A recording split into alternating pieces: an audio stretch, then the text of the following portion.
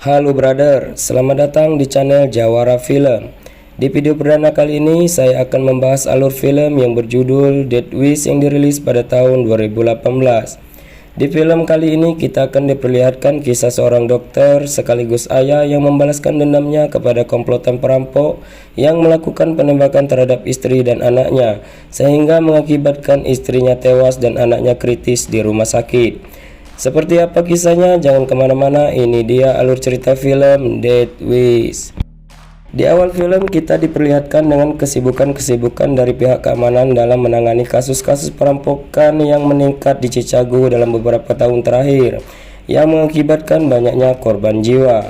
Para perampok sadis ini tidak segan-segan untuk menembak dan membunuh para korbannya.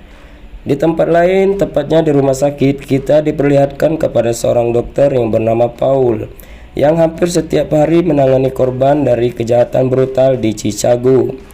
Paul sendiri tinggal di rumah yang notabene jauh dari wilayah rawan kriminalitas dan perampokan. Di rumah tersebut dia tinggal bersama istri dan anak perempuan sematawayangnya. Kehidupan keluarga mereka terbilang bahagia dengan ekonomi yang cukup dan fasilitas yang memadai, dan yang terpenting jauh dari ancaman kejahatan yang terjadi. Di suatu hari di saat Paul sedang cuti dari pekerjaannya, dia dan istrinya pergi untuk menemani sekaligus menyaksikan putrinya dalam melakukan pertandingan sepak bola. Setelah pertandingan usai, Paul mengajak anak dan istrinya untuk makan di restoran yang lokasinya tidak jauh dari tempat putrinya bertanding tadi. Setelah sampai di restoran, Paul memanggil seseorang tukang parkir untuk membantu memarkirkan mobilnya. Tanpa disadari oleh mereka, ternyata si tukang parkir tadi melirik ke arah keluarganya dengan lirikan niat kejahatan. Benar saja, setelah si tukang parkir ini masuk ke dalam mobil, dia dengan diam-diam memoto alamat rumah si Paul yang ada di GPS mobilnya. Nah, disinilah awal mula kebahagiaan keluarga Paul yang selama ini adem ayem menjadi hancur. Hingga suatu malam, saat sang istri dan anaknya pulang ke rumah, terlihat sebuah mobil sudah terparkir di balik pohon tengah mengintai rumah mereka. Saat sang istri berada di dapur, dia dikejutkan dengan hembusan angin yang datang dari arah jendela dapurnya. Setelah melihat ke arah jendela, ternyata jendelanya benar terbuka. Di saat menutup jendela, sang istri mulai merasakan ada kejanggalan di rumahnya. Dan benar saja, sang istri melihat ada bekas telapak kaki yang kotor melekat di lantai rumahnya, yang membuat dia semakin yakin ada seseorang di rumahnya. Seketika sang istri memanggil putrinya yang ada di lantai atas untuk segera turun ke bawah. Tapi tiba-tiba sang anak sudah dibekap oleh para perampok dan ditodongkan dengan sebuah pistol tepat di bagian kepalanya. Dan ternyata ada 3 pria yang masuk ke rumahnya. Pria yang satu menyuruh kedua pria lainnya untuk mengikat dan menjaga anaknya, sementara dia akan membawa ibunya ke lantai atas untuk menunjukkan tempat barang-barang berharga miliknya. Di saat sang pria sibuk mencari barang-barang berharga di lantai atas bersama ibunya, di lantai bawah terlihat satu dari 2 pria yang ditugaskan menunggu anaknya tadi dengan asiknya menggoda dan memainkan pistol di paha putrinya dengan harapan bisa mengasilolinya. Beruntung pria yang satunya lagi mengetahui kelakuan temannya dan mengecam aksi bejatnya tersebut, dan terjadilah cekcok di antara mereka berdua, di mana sang anak mengambil kesempatan di situasi tersebut untuk mengambil pisau yang ada di depannya dengan harapan bisa menyerang dan melumpuhkan para perampok. Namun apalah daya, sang anak hanya bisa melukai sedikit di bagian wajah satu dari 3 perampok tersebut. Dengan spontan, pria yang luka karena sabetan pisau di wajahnya tadi langsung membuka topengnya dan wajahnya pun terlihat jelas oleh sang ibu dan putrinya. Khawatir identitas mereka diketahui, akhirnya satu dari 3 perampok ini langsung menembak anak dan ibunya saat itu juga. Mendengar kejadian tersebut, Paul langsung bergegas mencari keberadaan anak dan istrinya. Setelah mendapati sang istri sudah terbujur kaku, Paul hanya bisa diam dan pasrah tapi tak rela. Terlebih dia juga mengetahui kalau anaknya juga ikut jadi korban dan sedang menjalani masa koma di rumah sakit. Dengan berat hati, akhirnya jenazah sang istri dibawa ke tempat mertuanya untuk dikebumikan. Di saat Paul pulang bersama mertuanya dari pemakaman, mereka melihat beberapa orang asing yang masuk perkebunannya. Sontak saja sang mertua langsung turun dari mobilnya dengan membawa senapan guna untuk menembak para pemburu liar tersebut. Sambil berjalan, sang mertua pun mengatakan pada Paul untuk tidak terlalu bergantung pada polisi, karena polisi datang di saat tindak kriminal sudah terjadi. Dan jika seseorang pria ingin melindungi keluarganya, maka dia harus melakukannya sendiri. Hari demi hari Paul lalui semenjak ditinggal istrinya. Akhirnya dia teringat ucapan mertuanya, jika seorang pria ingin melindungi keluarganya maka dia harus melakukannya sendiri. Teringat ucapan tersebut, akhirnya Paul memutuskan pergi untuk membeli senjata demi bisa melindungi dirinya sendiri dan anaknya. Tapi ternyata tidak semudah yang dipikirkan. Untuk membeli senjata diperlukan izin resmi jika seseorang ingin memiliki sebuah senjata. Akhirnya Paul memutuskan untuk pergi guna mengurus izin kepemilikan senjata dan akan datang lagi di lain waktu. Ketika sudah mempunyai senjata, ia pun membawa senjata tersebut walaupun sedang bekerja. Hingga suatu hari di saat ia sedang menangani pasien yang terluka, tak sengaja pistol yang berada di sakunya pun terjatuh. Paul pun diam-diam menendang pistol tersebut agar tidak terlihat oleh orang lain. Dari sinilah Paul mulai belajar cara menggunakan pistol tersebut dengan melihat video tutorial tentang tata cara penggunaan senjata api. Saat di rumah sakit, Paul menghampiri sebuah kamar, di mana kamar tersebut adalah tempat putrinya dirawat.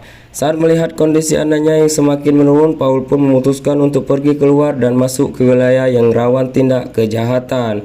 Hingga tibalah ia di sebuah jalan sepi. Tanpa diduga ia melihat pasangan yang tengah dirampok. Sontak saja Paul langsung meneriakinya hingga perampok tersebut langsung pergi menggunakan mobil. Dan di saat mobil melaju ke arahnya, Paul pun menembak mereka beberapa kali sehingga mobil tersebut menabrak tiang lampu jalan. Paul pun sempat terluka di tangannya dikarenakan ini adalah kali pertamanya ia menggunakan senjata. Di atas gedung kita diperlihatkan kepada seorang wanita yang tengah mengabadikan kejadian tersebut. Dari sinilah aksi Paul tersebut menjadi viral dan menyebar dengan sangat cepat di media sosial.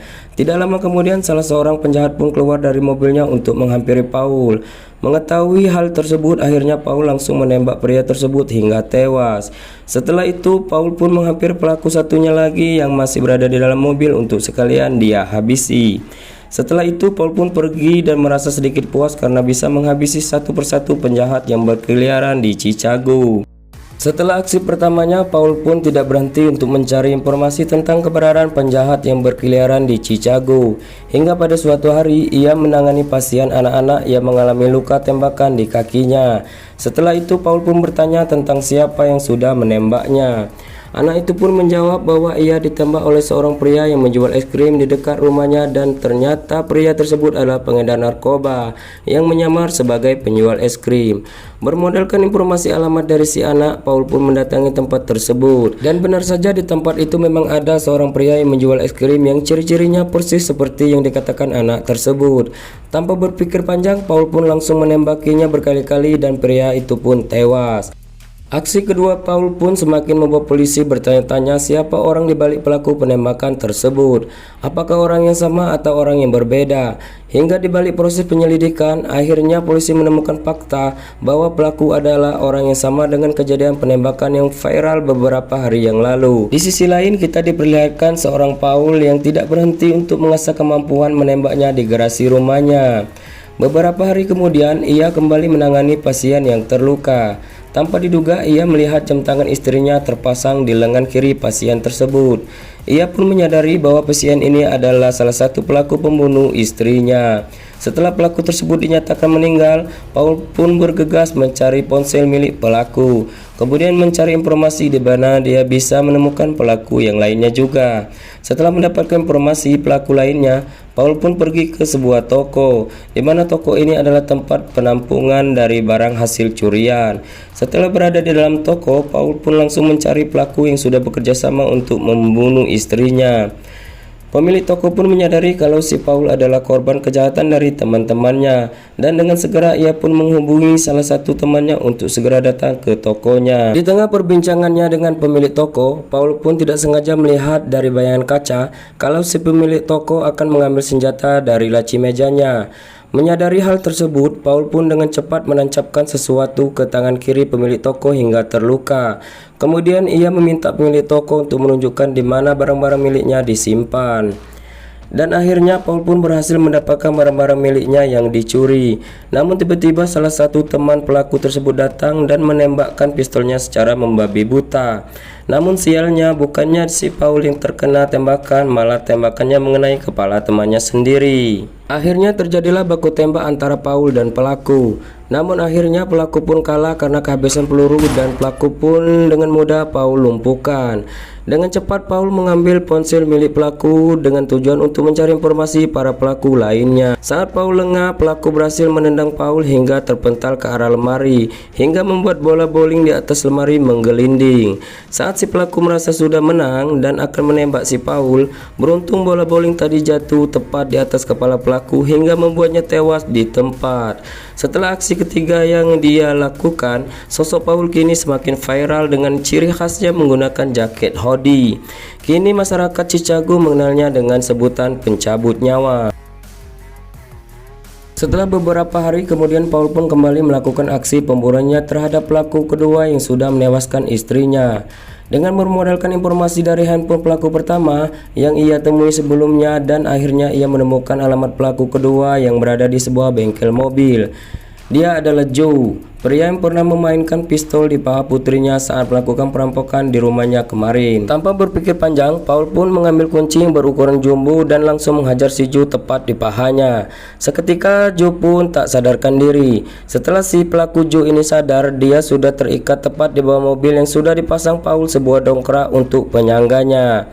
Walaupun si Paul sudah sangat dendam kepada pria ini, tapi ia tidak langsung membunuhnya.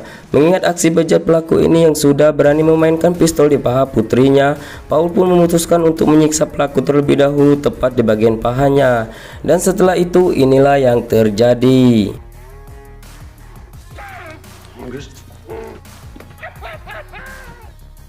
Setelah merasa puas dengan aksinya terhadap pelaku, dan akhirnya Paul pun membunuh pelaku ini dengan cara menarik sebuah rantai besi yang sudah ia ikatkan pada dongkraknya tadi.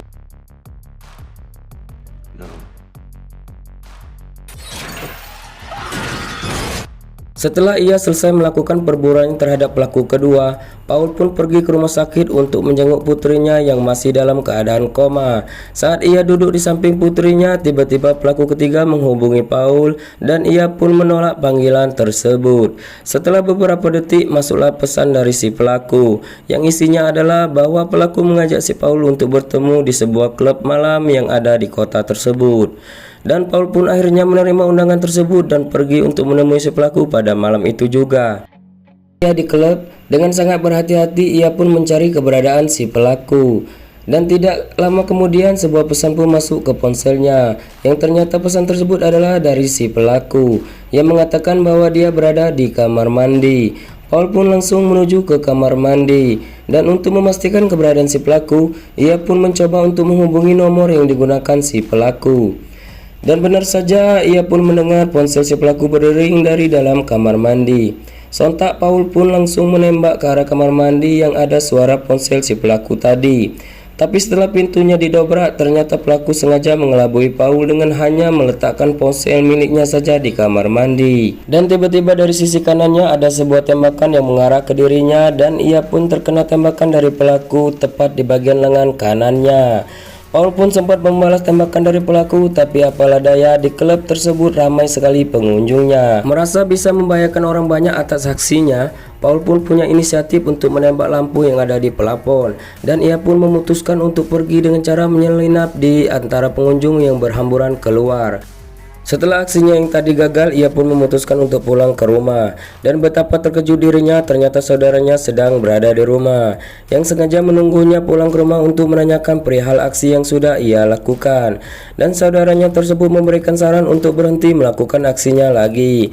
Tapi si Paul membantah bahwa apa yang ia lakukan itu sudah benar, mengingat polisi tidak kunjung menemukan keberadaan pelaku pembunuhan istrinya. Di sela-sela perdebatan mereka, terdengar ada suara mobil polisi yang datang ke rumahnya, dan saudaranya meminta untuk Paul tetap berada di dalam dan biarkan dia yang membuka pintu. Setelah dilihat, ternyata yang datang adalah kedua detektif yang bernama Kevin dan Leonor. Mereka menanyakan keberadaan Paul, tapi saudaranya Paul menjawab bahwa Paul sedang tidak berada di rumah, dan akhirnya mereka memutuskan untuk pergi. Setelah kedua detektif itu pergi, Frank kembali berbincang dengan Paul perihal aksinya. Dan di tengah perbincangan mereka tiba-tiba ada yang menghubungi ponselnya Paul, dan ternyata itu adalah dari pihak rumah sakit yang memberikan kabar bahwa putrinya sudah siuman. Dan akhirnya Paul dan Frank bergegas menuju ke rumah sakit tempat putrinya dirawat. Setelah putrinya dinyatakan benar-benar pulih oleh pihak rumah sakit, Paul pun menjemput putrinya untuk diajak pulang ke rumah. Di tengah perjalanan, Paul yang masih merasa khawatir kalau rumahnya nanti masih disantroni para perampok, mengingat pelaku ketiga yang belum bisa ia temukan. Dan ia pun kembali lagi ke toko tempat ia membeli senjata, dan kali ini dia membeli senjata api berkaliber besar untuk persiapan di rumah. Dan benar saja, kekhawatiran Paul pun benar-benar terjadi. Di saat mereka berbincang sambil makan malam, di luar para perampok sudah mengintai rumah mereka. Setelah Frank pamit untuk pulang, tidak berapa lama para pelaku mulai melakukan aksinya untuk menyelinap masuk ke rumah. Beruntung Paul pun menyadari bahwa ada yang tidak beres. Ia pun menyuruh putrinya untuk bersembunyi di ruangan bawah tangga dan menyuruhnya untuk menghubungi polisi. Dan ternyata ada 3 pelaku yang menyelinap masuk ke rumahnya. Dan 2 dari 3 pelaku dengan mudah ia lumpuhkan. Saat ia sedang mencari pelaku yang satunya lagi, tiba-tiba ia ditembak pelaku tersebut dari belakang yang mengenai lengan kanannya, dan senjata yang ia pegang pun terjatuh. Tapi dengan persiapan yang sangat matang, ia sudah meletakkan senjata di laci mejanya tersebut. Di saat pelaku sedang lengah, Paul pun segera mengambil senjata tersebut dan berhasil menembak pelaku saat itu juga hingga tewas. Tidak berapa lama polisi pun datang dan mengumpulkan bukti-bukti yang ada. Setelah kejadian tersebut, terlihat Paul sedang berada di kantor polisi tengah diinterogasi oleh detektif Kevin. Tapi Paul tidak bisa ditahan karena polisi tidak bisa menemukan bukti tindak kejahatannya. Karena sejatinya si Paul hanya membela diri dari orang jahat. Dan pada akhirnya Paul pun merasa tenang dan bahagia melihat putrinya yang selamat. Dan film pun dinyatakan tamat. Oke lah brother, itulah alur cerita film kita kali ini. Dan jika kalian suka, silahkan tekan tombol subscribe sebagai bentuk dukungan untuk channel ini agar makin berkembang dan bisa senantiasa menghibur kalian semua. Oke brother, sampai jumpa di alur film berikutnya.